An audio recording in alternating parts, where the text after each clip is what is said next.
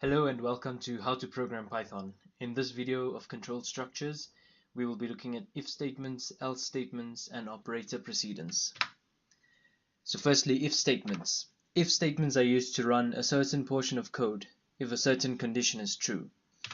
If the expression evaluates to true, then certain lines of code will be executed. For example, if I say if number is equal to 2, then I can say print even.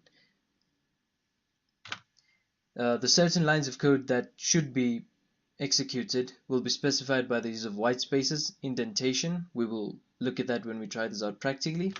For example, if 3 is smaller than 5, print 3 is smaller than 5. So to try this out practically, we could say if 3 is smaller than 5, don't forget the colon here, print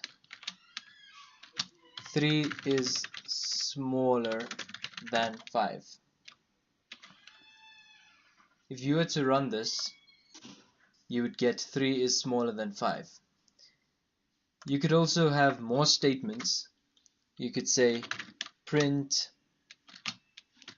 end, just for an example. This would print 3 smaller than 5 and end. Please note that anything that must be printed if 3 is smaller than 5 or if your condition evaluates to true should be typed under this straight line.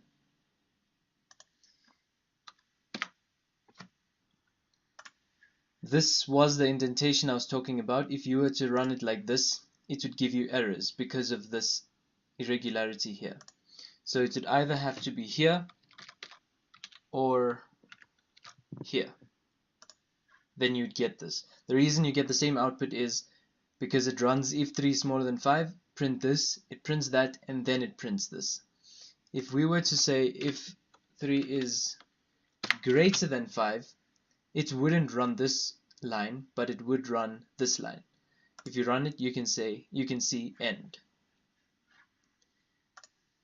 Moving on, you can also have nested if statements. For example, you could say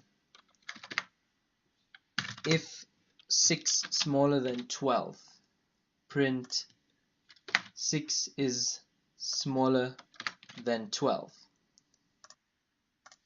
You could also say if 12 mod 6 equal to 0.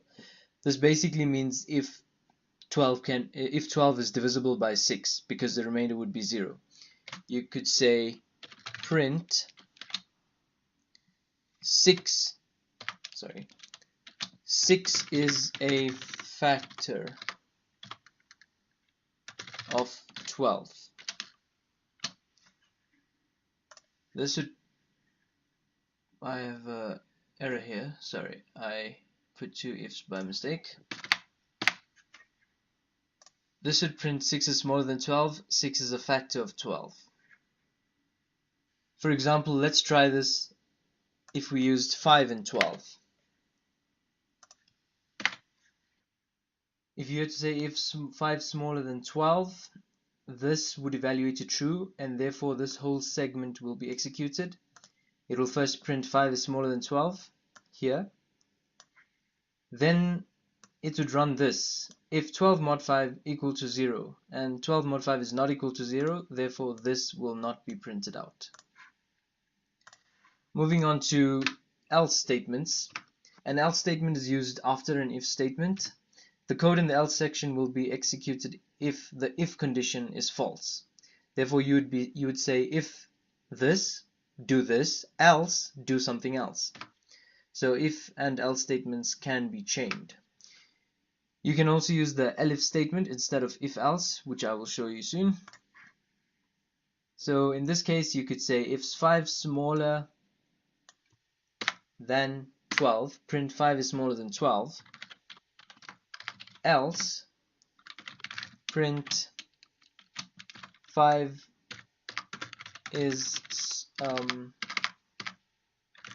bigger than 12. If if you run that, it would still print 5 is smaller than 12, because if 5 is smaller than 12, it values to true, therefore it prints this and not the else part.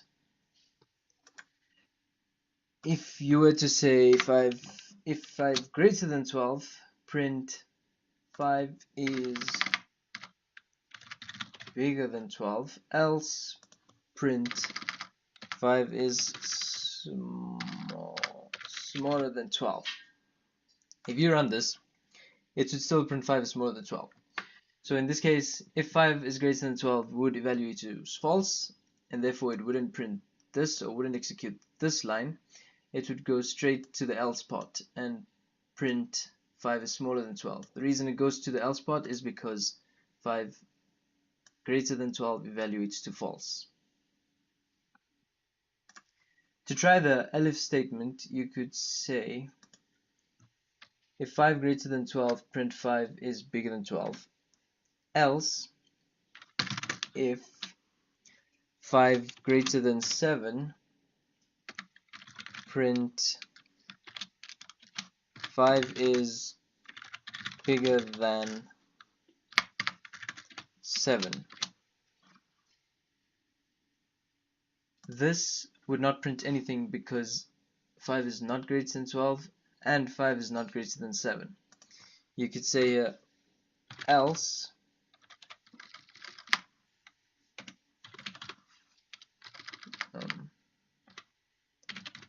else print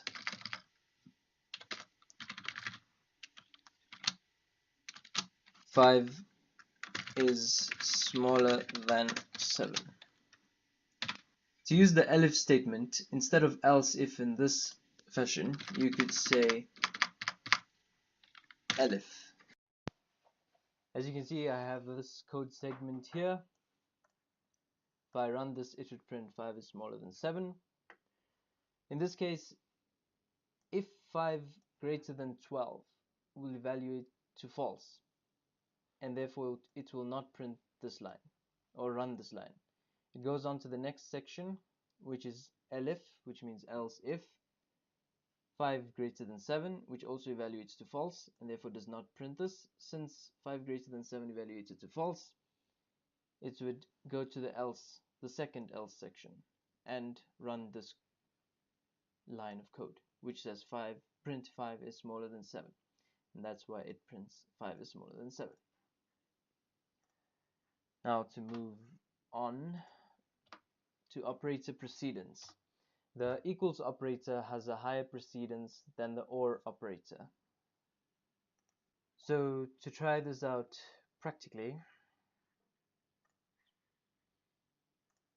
I could say false equal to false or true. Since the equals operator has a higher precedence, it would evaluate this first. False equal to false is true, so therefore it would print true, or true, which is also true, the second part, so it would still print true. I could try false equal to true or false. This would print false because the first part says false equal to true. This is the first part because the equals operator has a higher precedence than the or. False equal to true, that is not true, so it's false. Or the second part, false. So that basically means false or false, so none of them is true, therefore it prints false. You could say false equals true or false. Just like in maths, the brackets has a higher precedence, so therefore this evaluates first, true or false. So it basically means either of them must be true, and in this case this is true.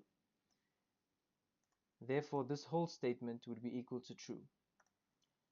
Then we have false equal to the whole statement, which is true, and that is false because false is not equal to true, therefore it prints false. Then we have true or false equal to false. That would print true because in this case the bracket takes precedence. false equal to false, that is true. And then basically you have true or the whole thing true. So only either of them have to be true. In this case, both are true. And therefore it prints true. So even if only one of them were true, then it would still print true. Obviously I can't go through examples of all different types of operators to explain their precedence. You'd have to try them out yourself. If you have any suggestions or comments, let me know in the comment section below. If you like this video, give it a thumbs up. Don't forget to subscribe to stay up to date with how to program Python videos. So that's it. Sayonara.